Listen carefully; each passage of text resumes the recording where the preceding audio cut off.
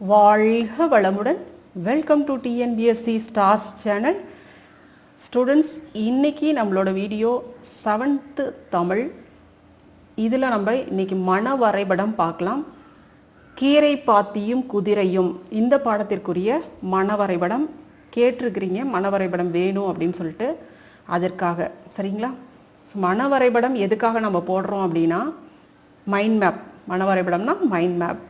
எதுக்காக நம்ம இந்த மைண்ட் மேப் போட்டுக்கிறோம், அதாவது ரெடி பண்ணுறோம் அப்படின்னா நம்ம லெசன் படிக்கிறதுக்கு ஈஸியாக நம்ம படித்தோம், அந்த கருத்துக்கள் நம்ம எந்த அளவுக்கு புரிஞ்சிருக்கோம் அப்படிங்கிறதுக்கான இதுதான் சரியா. அந்த மன வரைபடம் போட்டுக்கிட்டோம் அப்படின்னா நம்ம லாஸ்ட் டைமில் பார்க்குறது ஒரு ரிவிஷன் பண்ணுவோம் இல்லைங்களா, வேகமாக ஒரு ரிவிஷன் பண்ணுறது. அது மட்டும் இல்லாமல் பார்த்த உடனே நம்மளுக்கு புரிஞ்சிடும், இதுதான்ப்பா இந்த லெசனில் கருத்து அப்படிங்கிறது தெளிவாக புரிஞ்சிடும் அந்த மன வரைபடம் போட்டுக்கிட்டோம்னா சரிங்களா. ரொம்ப ஈஸியாக இருக்கும். நீங்கள் ஒரு தடவை அதை பார்த்துட்டு திரும்பவும் நீங்கள் கொஷின்ஸ்குள்ளார போய் படிக்கும் பொழுது ஈஸியாக புரியும். இந்த இதில் இவ்வளோ தான் சொல்லியிருக்காங்க, இதுதான் இதில் இருக்கிற கருத்து, ஓவராலாக இந்த கருத்து இவ்வளோ தான் அப்படிங்கிறது தான் நம்ம அந்த ஹிண்ட் எடுத்து மன வரைபடம் கொடுக்குறோம் சரியா. ஸோ அது எப்படி பண்ணலாம், மன வரைபடம் எப்படி உருவாக்கலாம் அப்படின்னு பாருங்கள்.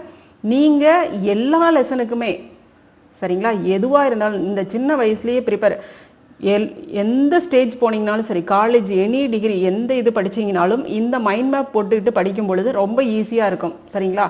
ஸோ பெஸ்ட்டாக படிக்கிறவங்க பார்த்தீங்கன்னா மைண்ட் மேப் போடாமல் படிக்க மாட்டாங்க. ஒரு ஹிண்ட் எடுத்துக்கிட்டு அந்தந்த லெசனுக்கு இதெல்லாம் என்ன இருக்குது அப்படிங்கிற ஒரு ஹிண்ட் எடுத்து ரெடி பண்ணிக்கிட்டோம்னா ஈஸியாக இருக்கும் சரியா. பார்க்கலாம்.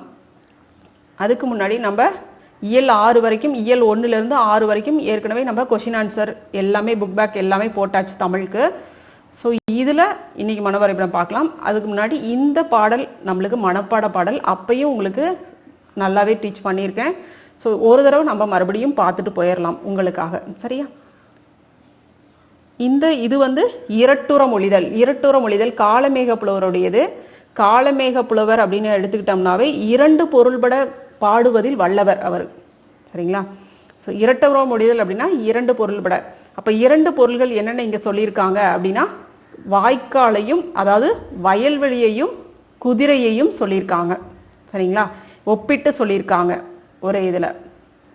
கட்டி அடிக்கையால் கால்மாறி பாய்கையால் வெட்டி மறிக்கின்ற மேன்மையால் முட்ட போய் மாற திரும்புகையால் வன்கீரை பாத்தியுடன் ஏற பரியாகுமே. பரினா என்னதுங்க, குதிரை சரியா. பார்க்கலாம் இதுக்கு எப்படி நம்ம மன வரைபடம் கொடுக்கலான்னு பார்க்கலாம். மனப்பாடம் பண்ணி இருந்திருப்பீங்கன்னு நினைக்கிறேன். எழுதி பார்க்கணும், மனப்பாட பாடல்கள்லாம் எழுதி பார்க்கணும். ஒரு காமா கொட்டேஷன் அந்த மாதிரியான இதெல்லாம் எதுவுமே மாறக்கூடாது. அப்படியே அந்தந்த சீர்கள் கரெக்டாக இருக்கணும் பார்த்துக்கோங்க. அதுக்கு எழுதி பார்த்தா மட்டும்தான் நம்மளால முடியும். மனப்பாட பாடல் பொறுத்த வரைக்கும் எழுதி பார்க்கணும் சரிங்களா. எதுவாக இருந்தாலும் நிறைய ஒரு தடவை எழுதி பார்த்துட்டிங்கன்னா 10 தடவை படிக்கிறதுக்கு சமம் சரிங்களா. பார்க்கலாம் மன வரைபடம் எப்படி கொடுக்கலாம். இப்படி தான் கொடுக்கணும். நம்மளுடைய பாடம் என்ன அப்படின்னா கீரை பாத்தியும் குதிரையும். இதில் இருந்த கருத்துக்கள் என்ன அப்படிங்கிறத நம்ம கொடுக்குறோம்.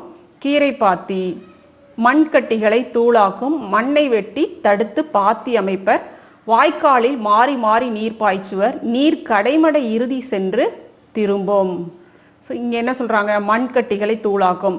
ஒரு வயலில் நம்மளுக்கு வந்து அங்கே பயிர்கள் வந்து விளைவிக்கணும் அப்படின்னா இப்போ என்ன பண்ணணும், அது அந்த நிலம் சமன்படுத்தணும் இல்லையா. அங்கே மண் கட்டிகள்லாம் கட்டி கட்டியாக இருக்கும். அதை வந்து அந்த பயிர்கள் வளர்வதற்கு ஏற்ற ஒரு சூழலை அந்த இடத்துல உருவாக்கணும் அப்படின்னா அந்த கட்டிகளை தூளாக்கணும். மண்ணை வெட்டி தடுத்து அந்த பாத்தி அமைக்கணும். நம்மளுக்கு பாடப்பகுதியில் கொடுத்துருக்காங்க இல்லையா, நீளமாக பாத்தி அமைச்சு. ஸோ அது மாதிரி அமைக்கணும். வாய்க்காலில் மாறி மாறி நீர் பாய்ச்சணும். அதுக்கு வந்து அதுக்கு ஒரு ஆள் இருப்பாங்க இல்லையா, அந்த வயல்வெளிகளில் நீர் பாய்ச்சறதுக்கு அந்த மண்ணை வந்து அணைச்சு அடுத்தடுத்த வாய்க்காலில் திருப்பி விடுவாங்க. அதுதான் மாறி மாறி நீர் பாய்ச்சுவர், நீர் கடைமடை இறுதி சென்று திரும்பும். ஸோ கடைசி வரைக்கும் நீர் போய் நல்லா பாய்ந்து மறுபடியும் அது என்னங்க ஃபுல்லாக நிரம்பி மறுபடியும் வந்த வழியில் திரும்பும். இதுதான் கடைமடை. அந்த கடைசி வரைக்கும் போயிட்டு மறுபடியும் நீர் என்ன பண்ணும், இங்கே ஃபுல்லாக இதாக நிறைஞ்சிருச்சு அப்படின்னா மறுபடியும் திரும்பும் அந்த மாதிரி சரிங்களா.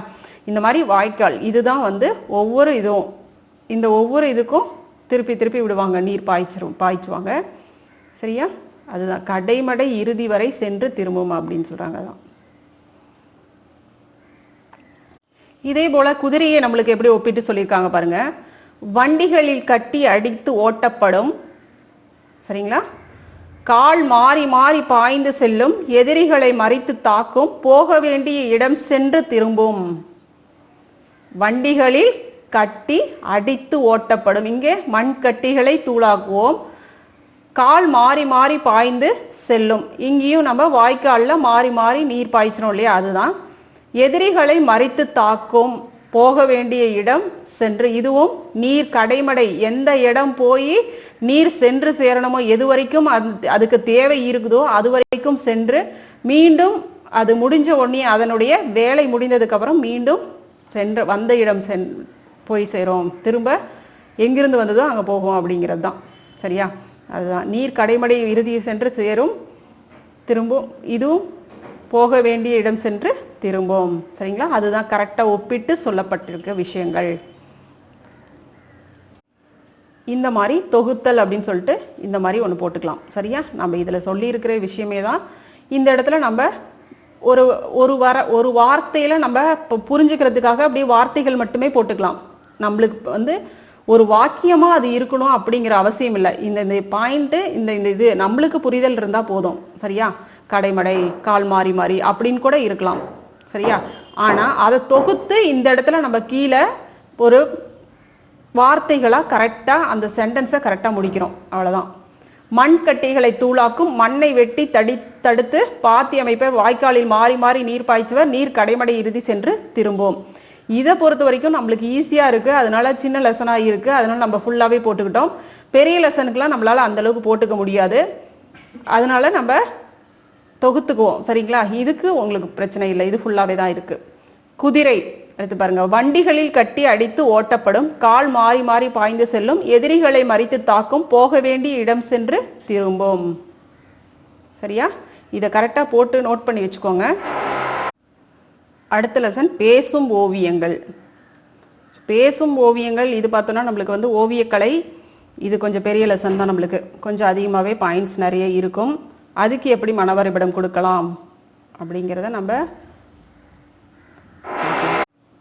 அடுத்த லெசன் நம்ம நெக்ஸ்ட் வீடியோவில் பார்க்கலாம். அதுக்கு முன்னாடி உங்களுக்கு 7th தமிழ் புக்கு, சரிங்களா, தமிழ் புக்கில் என்னென்ன வீடியோ போட்டிருக்கிறோம் அப்படின்னு நம்மளுடைய ப்ளே ஸ்டோரில் போய் பார்த்தீங்க அப்படின்னா தெரியும், பிளேலிஸ்ட்டில். சரிங்களா? 7th தமிழில் இவ்வளோ வீடியோ பண்ணியிருக்கிறோம். ஸோ அதை கிளிக் பண்ணிங்கன்னா உங்களுக்கு பிளேலிஸ்ட் லிங்க் உங்களுக்கு வேணும்னா சொல்லுங்கள், நான் கமெண்ட்டில் சொல்லுங்கள், நான் உங்களுக்கு கொடுக்குறேன். சரியா?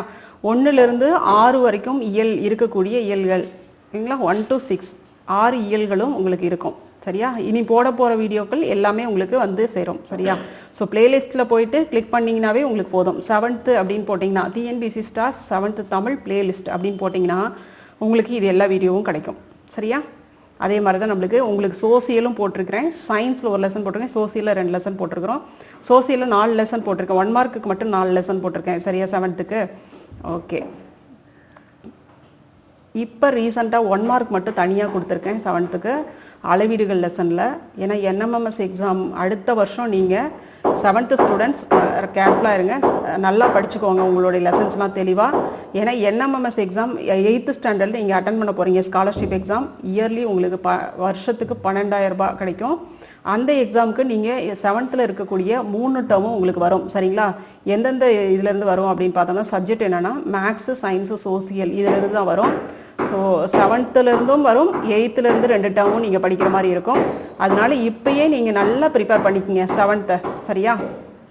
இது கவர்மெண்ட் ஸ்கூலில் படிக்கிற ஸ்டூடெண்ட்டுக்கு கிடைக்கும். ஓகேங்களா? ஓகேம்மா, ஆல் தி பெஸ்ட். தேங்க்யூ.